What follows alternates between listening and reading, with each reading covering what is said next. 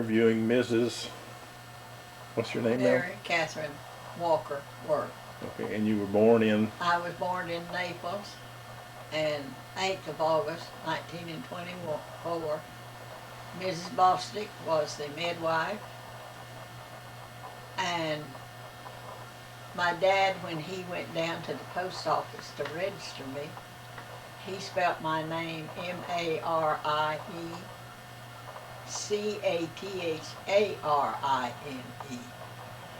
And the doctor gave Mama a card that had Marykatherine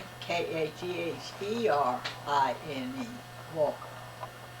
So when I went to get me a passport to go to Costa Rica, I had to get 3 things proving that it was me. So Mama, she made out an affidavit. I taken the papers, showed where we was paying the lot off at the cemetery in Naples Memorial Gardens, and an insurance that she bought the day I was 14. So that way it proved who I was. What was life like back when you were growing up in Naples? Well, my dad was a commercial fisherman with Rob's, George, and Hub's daughter, and Lee Parker. Then in the summertime, he would guide Dr. Ball, and at the museum there in Naples, you will find nearly everything that they caught in the museum there at Naples. And then did you move somewhere from Naples to? Well, I got married the 8th of February 1971, and 1941, trying to get my cart before my horse. And we wanted to go to the theater, and it only cost us a nickel apiece. But my dad belonged to the Church of God. He says it's not wrong of what you see, but it's what people will say when they see my kids going into a theater. But we didn't mind not getting to go to the theater. And then later on, well, there, the post office was, for the Bowden store here, was the post office here. And my dad's mailbox was box 34. And everybody went there to get their mail. And one time I went with Daddy down to the drugstore, and it had a big screened-in porch with a big round table. And he paid $1 poll tax. And I watched him voting on writing it down, the names that he wanted. But if people had to pay $1 now to pay toll tax to vote, they wouldn't vote at all. But they were happy to be able to vote.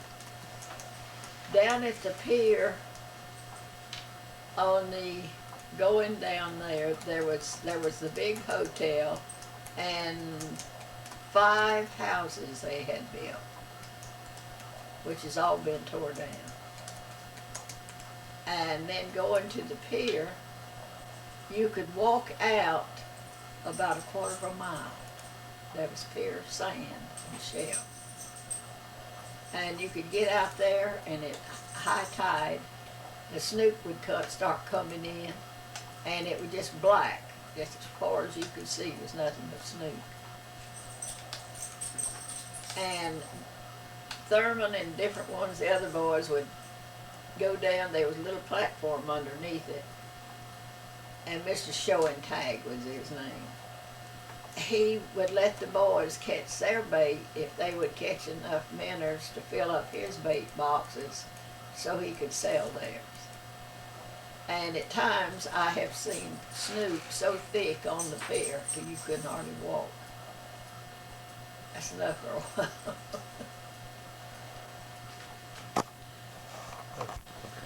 Tom Weeks's family. They lived across the fence on the east side of the school. And I went to school with Tommy, Vance, Radford, Keene, and Betty Keene.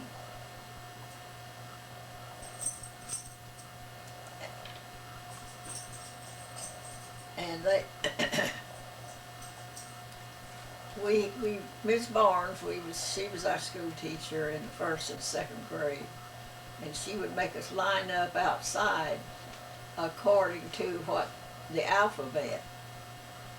And I didn't know it, but then I really couldn't see what the blackboard was because I needed glasses, but I didn't know it. So the only one that was back of me was the Weekses' name. But we got along fine at school.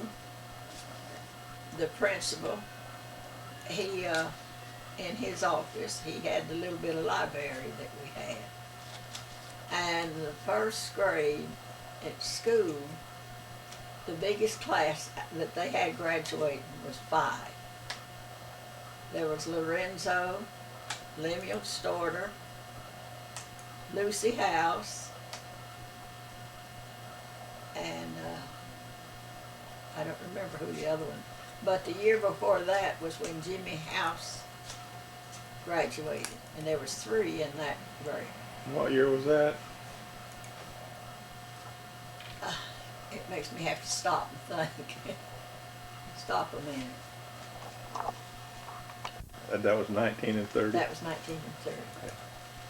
And when I got to the 6th grade, I was the last, our class was the last ones that got to graduate from the 6th grade, grammar school, into, we called it high school, because we thought high school was all there was. But they had built a new building, and the next year then we moved over into the new building. And then we could change classes. You had one regular homeroom, but the rest of them you change classes. Boy, we thought that was something. Get to change classes, take your books and all with you. But life, it was hard. Daddy being a fisherman and all. But my grandfather, James Russell Walker, lived with us, and he always kept a cow. I mean, a vegetable garden, sweet potatoes and whatever. And for his fertilizer, he'd go out to the ditch and pick up hyacinths and take his little hand plow and dig a hole, dig a trench, and put them down in it, then cover it up, and then stomp on it to make it get down lower. And then he would take his sweet potato strips and make a little hole and put it down in there and stomp it. And we always had sweet potatoes. He built a little house and put straw in it to keep the sweet potatoes every year. So we always had the sweet potatoes. And my mama, she would can everything she'd get her hands on. Daddy would take about a 2-year calf, kill it, clean it, and Mama would take the ham parts and fry them and make gravy in them and put them in number 3 quart cans and seal them. Well, she would take then and cut up the stewed beef and put it in the cans. And then she would take the juice and put it in the cans. And it had to be boiled 5 hours in her wash pot. That's how you preserved it. And then she would go, her and the neighbor, Mary Storter, they would go where they had dumped the tomatoes. They would get the tomatoes, cucumbers, peppers, whatever they could get when they had dumped them. And then they would go to the garbage dump downtown and get beer bottles. She had a capper, and she would make ketchup and chili sauce and put it in the bottles. Well, she had all the tomatoes cooked that she could eat, sweet pickles, any kind of a pickle that you wanted. And there was always plenty of guavas. We had the meat of the guavas. And I used to take, because she'd cut them into quarters, and take my thumb like that to get the seeds out. Then the seeds and the peelings was put in a flour sack. Well, they were boiled first. Then she put them in a flour sack and hung them up out on the little back porch we had and let all the juice drip out. She would put 1 cup, 2 cups of juice, and 2 cups of sugar to make guava jelly. And she would stand there and stir it constantly. And when it got what they call the hominy hops, she could hold it up like that and it just would drip off of the spoon. So it was ready. She made, out of that, she would make a pint of jelly. And all that cooking and all. But she always kept plenty of jelly. We got sea grapes, made sea grape jelly. So there was no scarcity of. And when we moved to Naples Little Farms, Daddy bought it. He had a lot of sweet potatoes that he would take up to B&B in Fort Myers and trade them for sugar and flour and salt and iced tea bags. That was the biggest thing that we needed because we always had hogs. We always had plenty of lard. And to make up biscuits, you'd get a big pan like that, get the flour and your baking powder and your salt, and then you'd reach over and get a handful of that hog lard and put it in there, and you'd take the milk and take it and then keep it like that, and then you'd get it a little thicker and a little thicker, and then you got where you could do it like this. And then you'd get you a handful of it and put it in your hand, and you'd do it around like that. You could put 7, and we called it a baker. And then you'd take, when you got it full, you'd take your hand like that, put it, and then you stuck it in the oven of the wood stove. Finally, she got a 5-burner kerosene stove and had a good oven in it, so we'd stick it in there. And during the summertime, Daddy would build a ramp to where they could get down on the beach. And he would hire men. A lot of his nephews would come and stay all summer. And they would take and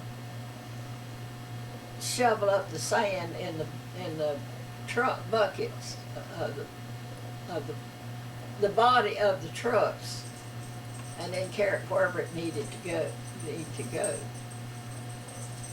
And that way then he made a little extra money.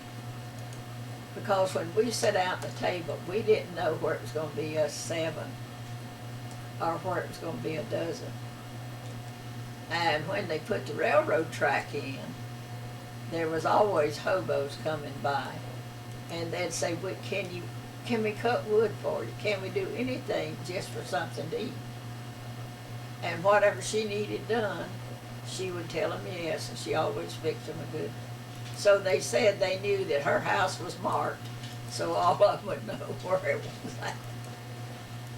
And when they were building the railroad track, Daddy had just added on another room on the house, but we had the wood stove. And down the road a little ways, they had blowed up a stump, and a big hunk of it come down and went through the roof and hit on top of her stove. And I was one that was always sick. And I'd go to school part of the year.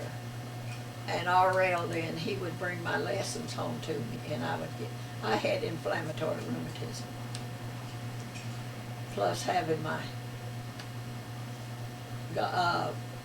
appendix taken out. And before I got out of the hospital, that's when I began to have inflammatory rheumatism. I had it until I was in the 9th grade at school. That was the first year that I had went to school the whole year without being absent. So then in the 10th grade, I took my midterms exam and quit and got married. But now you knew more about things than they do now graduating from college. You didn't play all the time. You didn't have all them games and everything they have now at school.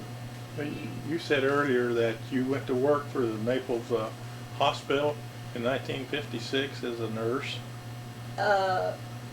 We had a volunteer class, and I was one of them. And I was the first nurse to aide on duty when they opened the hospital, the 6th of March, 1956. I put in 100 hours of volunteer work. Then's when Fred, he started working for the Sheriff's Department, and we moved to Immokalee. We lived there till 1950, and he had started, well, he had been working with the oil well, and then they shut down, and then he went back and started working for Daddy. Well, while we was there in Immokalee, we started building us a house, and every 2 weeks when he got paid, he would go to the lumber yard in Fort Myers and buy enough lumber that he could do some more work on the house. The 2 weeks of another paycheck. And what he done, a lot of them thought it was foolish, but on each side of the house, he put, we call it a dead man down, with a cable. And this cable then, he had to where he could put a turnbuckle on it. He could tighten it down. And then across the house then, he put 2x4s. And then when we started to have a hurricane, he could get out there and tighten that. And everybody else was having trouble, but we didn't have any trouble with our house because it was tied down. I'm out of getting dry. Does that sound silly? No. Trying to think what else. Who was Danny? What did Danny do? Who, didn't you say your dad worked for? Help me out. They're in Sunland. He was working with the oil well. And then they shut down, and he started working for Hunt Oil Company. And he would take a load of pipe from Sunland all the way to Houston, Texas. And one time he was coming back and he said there was bridges that you had to cross on 90. And he said he did not realize where he was at until he started past Mobile. That before they had the tunnel. And you had to go around the long way. And he pulled into a Gulf station, and that's when he remembered where he was at. But then he quit that.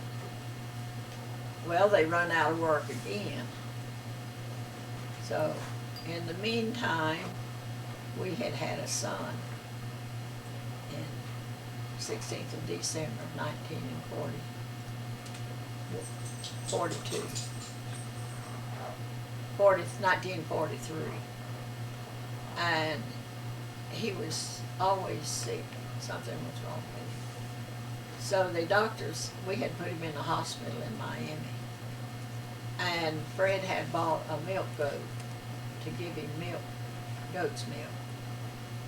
And Fred's dad would milk the goat, carry it down to the bus station, and I'd pick it up at the bus station in Miami and then take it and pasteurize it and take it to the hospital so Joe could have milk.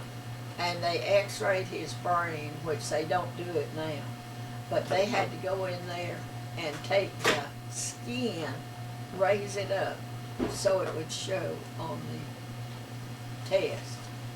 And they found out that he had The damage was right here and wasn't as big as the head of a pinhead.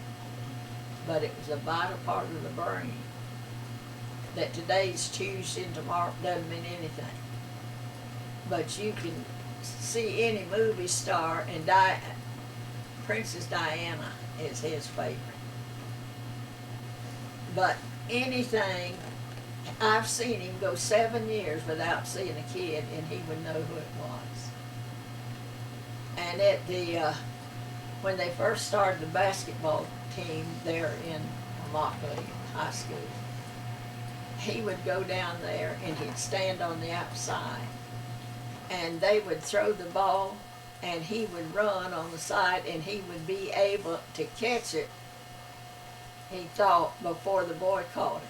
And the coach said, boy, I wish I could have him on my team, because he would run so fast. That's Ed went to work for the sheriff's office there in Naples the first day of September of, 1957, I believe it was. and where did he work at? We moved to Immokalee. And that was before the road was fit. It was a grade from Naples to the road that was built out from Immokalee. And they worked, Doug told them they would know when to go home. And I seen as many as 36 hours. I had no idea where he was at. They were staking out a moonshine still a lot of times. But then they had a little piece of paper about this big. That was the arrest ticket. And they filled it out, and Doug said he's the one that actually started the fingerprint. Because the sheriff that we had before, the two before, Immokalee had the biggest murders living there than any other place, because they knew the law wouldn't bother them. So they'd go to, if you, winos, if you got drunk, they picked you up, put you in jail. They had court twice a day. And if it was one that hadn't been fingerprinted, the judge would say, well, do you think you should? He said, no, it's the sheriff's point. And he'd give him 15 days in the county jail. Well, that way it would give Doug time to send to Washington, D.C. to see if they had a record. And then they had his fingerprints and everything. But back then, they could go into these bars, and they would see them come in. They'd say, drop your guns, drop your knives. You'd be surprised how much that was dropped from them men's pockets. And one time there was, somebody had started a prostitute deal there. And they knew that they couldn't use the deputies that they had in the market. So they got deputies out of Fort Myers to come there and work with them. And some of them got mad, and they were going to get all the families. So at my house, after when he left to go to work, I had a shotgun, double-barrel shotgun at the back door, and at the front door, I had a .30 aught rifle. But it was serious. People didn't realize how serious it was. And it just, well, like it was with their look, they got to where they could not do their job because of the bookwork that the state wanted. And when they went to court, a lot of times, it would be thrown out. But they had a little book that they could write in. And when he got before the judge and he read that, that was usually their downfall. But they had to have that little book. Otherwise, just to get up there and say, so-and-so done such and such, the judge didn't like that. So that's the way that the courts was run back then. What was the worst place in Immokalee? I've heard several stories about the worst bloody bucket or bucket of blood or The Bloody Bucket. bloody bucket. Bloody Bucket was run by, his name just went out the window. But they were always having a fight there. But they could go in and they could clear it out. Now, after, later, when the younger boys become deputies, they would go out to Sam's bar. And there'd be a fight out there, and they didn't want that one. They got Fred up out of bed to go to Sam's bar to get it all straightened out. But we were there from 1957 to 1971, and he quit his job. If you was there 10 years, you could retire. So we wound up going to Costa Rica. Okay, you got about a minute left if you want to just wrap it up with something special. Well, in Costa Rica, we bought us 214 acres.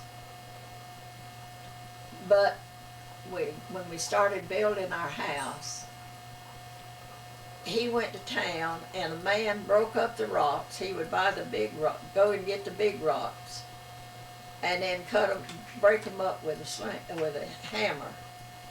And then his boys would sit there and break them smaller with a ping pong hammer. That's what we used for rocks.